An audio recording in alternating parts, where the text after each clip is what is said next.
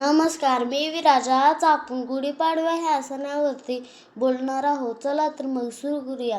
गुढीपाडवा हा हिंदू नववर्षाचा पहिला दिवस आहे. हा सण मुख्यतः महाराष्ट्रात मोठ्या उत्साहाने साजरा केला जातो. चैत्र महिन्यातील शुक्ल प्रतिपदेला गुढीपाडवा साजरा केला जातो. या दिवशी घरोघरी उंच गुढी उभारली जाते. गुढीला रेशमी वस्त्र, साखरगाठी, फूल आणि कडुलिंबाची पाने लावली जातात. घराची स्वच्छता करून अंगणात रांगोळी काढली जाते. या दिवशी गूळ आणि कडुलिंब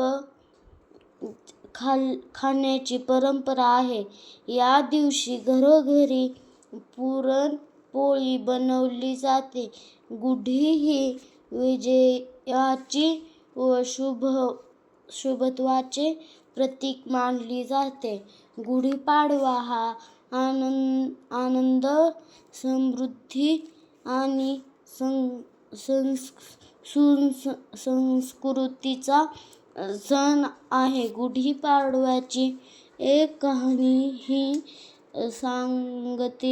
सांगितली जाते.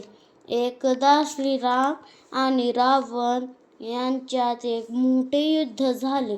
रावण हा खूप शक्तिशाली आणि अहंकारी राजा होता. त्याने सीतेचे अपहरण केले होते. सीतेला परत आणण्यासाठी श्रीरामांनी आपल्या भाऊ लक्ष्मण आणि भक्त हनुमान सोबत एक लांब आणि कठीण प्रवास सुरू केला. या प्रवासात अनेक अडचणी आल्या, जंगल, शत्रू, समुद्र, पण श्रीरामांनी कधीही हार मानली नाही. शेवटी लंकेत मोठं आणि भयंकर युद्ध झालं आणि श्रीरामांनी रावणाचा पराभव केला. हा विजय फक्त युद्धाचा नव्हता, तर चांगुलपणाचा, वाईट झालेला विजय होता. जेव्हा श्रीराम अयोध्येला परत आले तेव्हा सगळीकडे आनंद, उत्साह, लाड आणि जल्लोष होता. लोकांनी आपल्या लाडक्या राजाचं स्वागत खूप प्रेमाने केलं. घराघरात दिवे लावले, रांगोळ्या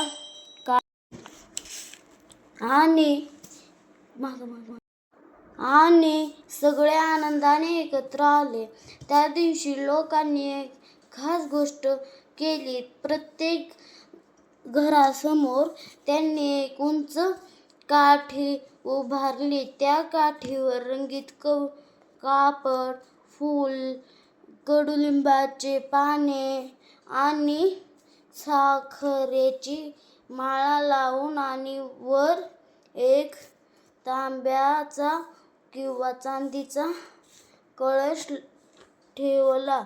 हीच आपली ही गोष्ट शिकवते की चांगुलपणाचा नेहमी विजय होतो. अडचणी आल्या तरी हार